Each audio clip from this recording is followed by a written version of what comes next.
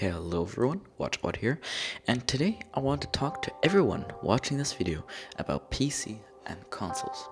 And I know this is a very debatable topic and we could go on for days, but I want to talk more about the evolution from what they were back in the day to what they are now and what stigmas and stereotypes they are bound to, because that is something that most videos forget about. Conveniently, might I add.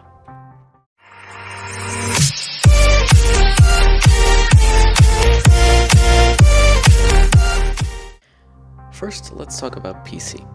I will admit, first off, that I play PC and a lot, but I will take both sides and try to be as subjective as possible. I have many good friends who play on both console and PC, or only console or only PC, but we all get along great. Alright, so let's take a look at the history of PC. PC is actually an acronym and stands for personal computer. This could be in the form of a closed case computer such as an iMac, a tower, which is such as many Windows and Linux PCs, or even a laptop. They all fall under the term of PC. The term PC evolved from a time where big servers was the only computer that existed. Huge beasts that cost millions to make, all to calculate simple, just slightly more complex math formulae. Computer development soared in the 70s, 80s, and 90s, until eventually in the early 90s, almost every mid-class citizen had a PC of any kind. A big, bulky machine that could execute code and perform neat things. In the last decade or two, though, they have evolved into insane machines capable of a ton of everyday things, including internet stuff, which I think we can all agree on is the most amazing thing ever. Usually a PC has a CPU, central processing unit, which sits in a motherboard, which houses most important electronics that make the system work. CPUs under load or medium load tend to get warm, and so on top of the CPU there's a CPU cooler, either air-based or water-based.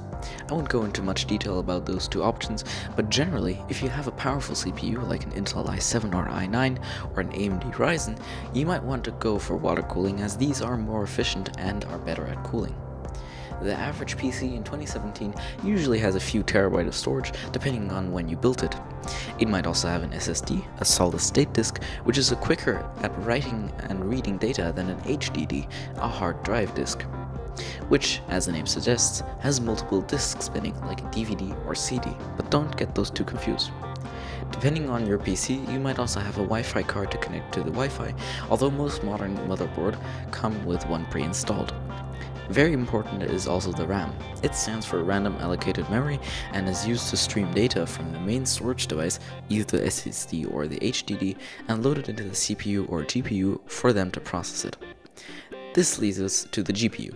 A GPU is a graphics processing unit which handles very intense geometric functions and math to render things to the screen. This is also why most display connections like HDMI and a DisplayPort go from the GPU to the display.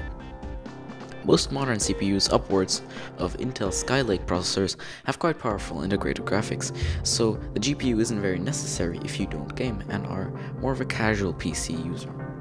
But we are here to discuss gaming, so let's take a look at the insides of a console. I have less understanding of a console than a PC, but I'll try my best. Consoles developed in the 90s, when computer gaming was big and companies like Nintendo, Sega, and Sony were all interested in the new market. A few generations of Nintendo and Sony consoles quickly put Sega down, and Sony and Nintendo stayed top dog until Microsoft crashed the party in the early 21st century. The early Xbox was shit, and a ton of people stayed at the familiar place, such as the PS2 was rather new. Over time though, Microsoft learned and soon put the Xbox 360 to the market to compete with the new PS3. Nintendo was no longer top dog, but remained in the business as many Asian consumers didn't like the American consoles and the drama they were causing. In late 2013, PS4 and Xbox One came out, and since have been at the top and caused many heated debates on forums and servers alike. A console is a tightly packed machine meant for gaming. Most consoles use AMD APUs, which stands for Accelerated Processing Unit, which usually is much larger than PC CPUs because they do what GPU and CPU do together. Other than that, it is much the same. It has RAM, storage, which at the current generation is only a rather slow HDD, and an optical drive for inserting games. So at the moment, you might be thinking that a console might be the better deal. It's smaller, costs less, and does everything a gamer would want. And for some people, it is. And a console is anything and everything they need to be a happy gamer. Let's not forget that before I move on, that we are all gamers. And for some of us, a console doesn't cut it. Not only is it restricted to gaming, but it is confined to 2 companies alone, and 3 if you count Nintendo, Sony, and Microsoft. This means that they dedicate what your console can do and can't do, and you don't have a say in it. Again, for some people it's not an issue, but for some people it is, and they sought out to make their own console, free of the shackles of Sony and Microsoft. Kinda. That's where the PC comes in. If you custom built your PC, none of the parts inside are from the same company. Probably. Unless you bought an Optiplex and threw a 1080 inside, then that's a different story. But let's stick to a custom PC. The case is, let's say from Corsair, the RAM from Kingston, the HDD from Seagate, the GPU from AMD, the CPU from Intel, the list goes on and on. The only 2 parts that might be from the same company are the GPU and CPU, which could come from both AMD, or the RAM and main storage, which could both come from Kingston. Again, this PC isn't bound to any one single company, even with the Optiplex scenario from before.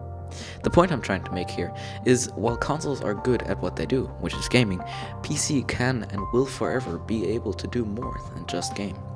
You can write, watch videos, stream, record, edit, create, banking, the list goes on, and grows with every new application created. And yes, consoles do offer some recording and some video watching, and I of course respect that. But if you want to game and at the same time, let's say, chat in Discord, you are free to do so.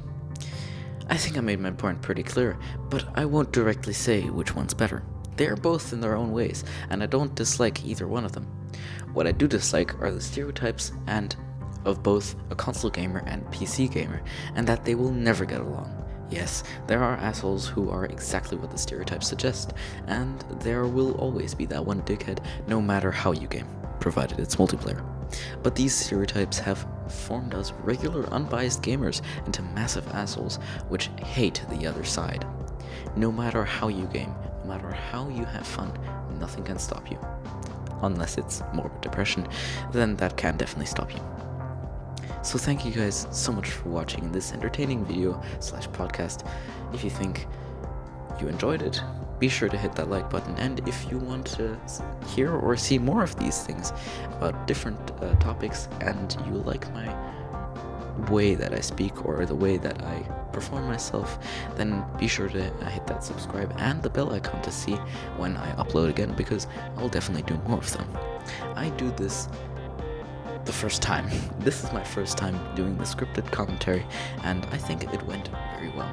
So please, leave your suggestions in the comment section, and if I see anyone arguing about either side, I will delete the comment.